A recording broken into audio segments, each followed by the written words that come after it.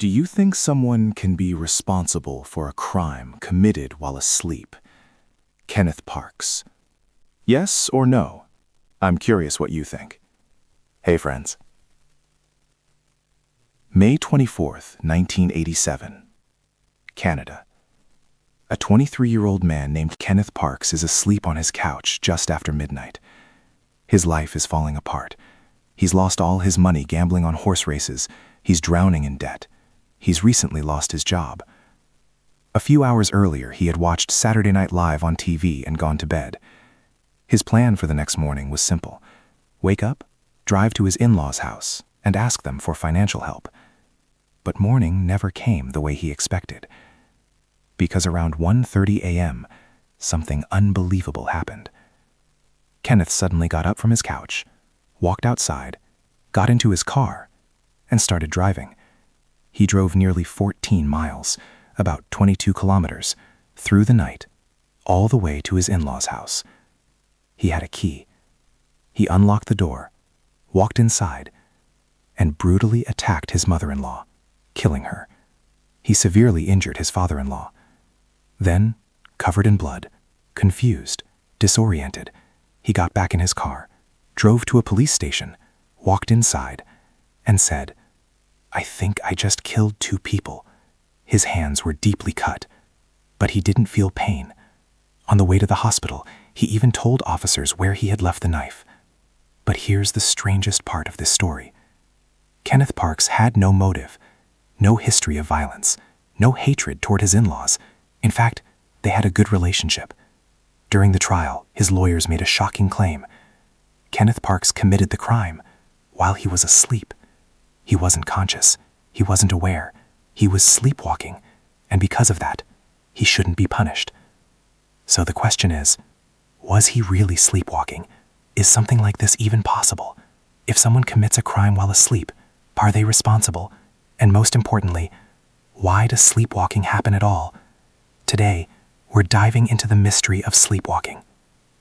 Sleepwalking, medically called somnambulism, is a type of sleep disorder. To understand it, we first need to understand how sleep works. Human sleep is divided into 2 major categories: REM sleep, rapid eye movement, and non-REM sleep. REM sleep is the stage where most dreaming happens. Your brain becomes more active, your heart rate increases, and your eyes move rapidly beneath your eyelids. But sleepwalking doesn't happen in REM.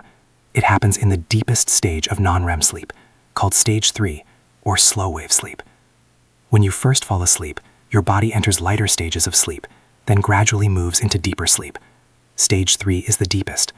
It's very hard to wake someone during this stage, and if you do, they'll feel confused and disoriented. Now here's where things get interesting. During sleepwalking, part of the brain wakes up while the rest stays asleep. The areas controlling movement become active, but the areas responsible for awareness, reasoning, and decision-making remain offline. So the person can walk, sit, open doors, eat, drive, but they're not conscious. Their eyes may be open, but perception is limited. They're not truly seeing or processing the world. And when they wake up later, they usually remember nothing. Sleep happens in cycles, typically lasting 90 to 110 minutes. Early in the night, deep sleep dominates. Later in the night, REM sleep becomes longer. That's why sleepwalking episodes usually occur in the first half of the night, when deep sleep is strongest. Episodes can last from a few minutes to over an hour. Some people experience them once in a lifetime, others several times a week. And what people do during sleepwalking can be surprisingly complex. There's a British artist who creates detailed paintings while sleepwalking, but can't paint while awake. There are cases of people cooking full meals in their sleep. Even professional athletes have reported sleepwalking episodes. But unfortunately, not all cases are harmless. Some become violent, like Kenneth Parks. So, why does sleepwalking happen? Despite myths, it has nothing to do with ghosts, spirits, or past lives. It's a neurological phenomenon. The leading explanation is called incomplete arousal. Basically, the brain gets stuck between sleeping and waking. Movement systems activate, consciousness doesn't. Genetics plays a big role. If one parent has a history of sleepwalking, a child's risk increases significantly. If both parents do, the risk becomes even higher. But genetics isn't the only factor. Common triggers include sleep deprivation, stress, fever or illness in children, alcohol, certain medications, obstructive sleep apnea, Anything that disrupts deep sleep can increase the chances. Now let's return to the legal question. If someone commits a crime while sleepwalking, are they guilty? In criminal law, two elements matter. The action, called actus reus, and the intention, called mens rea, the guilty mind. Sleepwalking creates a legal dilemma. The body commits the act, but the mind may not intend it. In Kenneth Parks' case, medical experts testified that he had a long history of sleep disorders. Brain studies supported the possibility, and the jury ultimately acquitted him. He was found not guilty. The case became one of the most famous sleepwalking defenses in legal history. But, and this is important, this defense does not always succeed. Courts are often skeptical, because it could be abused. There are cases where defendants claimed sleepwalking, but evidence suggested planning, concealment, or awareness. In those situations, juries convicted. So every case depends heavily on medical evidence and credibility. Sleepwalking isn't just dangerous for others. It can be dangerous for the person themselves. People can fall downstairs, walk into traffic, leave the house, jump from balconies, injure themselves with objects. Safety is extremely important.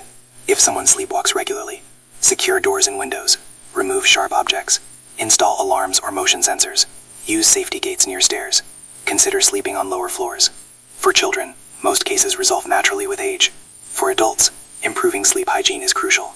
Consistent sleep schedule, stress reduction, adequate sleep duration, treating sleep disorders like apnea. Sometimes therapy or medication may help. The human brain is incredibly complex. Sleepwalking shows us something fascinating. You can move, act, even perform complicated behaviors without being consciously aware. It's not supernatural, it's biology. And while science still doesn't have every answer, we understand far more today than ever before.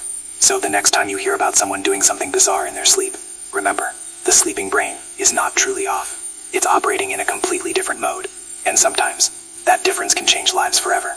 If you found this story fascinating, make sure to check out my other video where we explore the science behind ghosts, and whether paranormal experiences might actually have scientific explanations.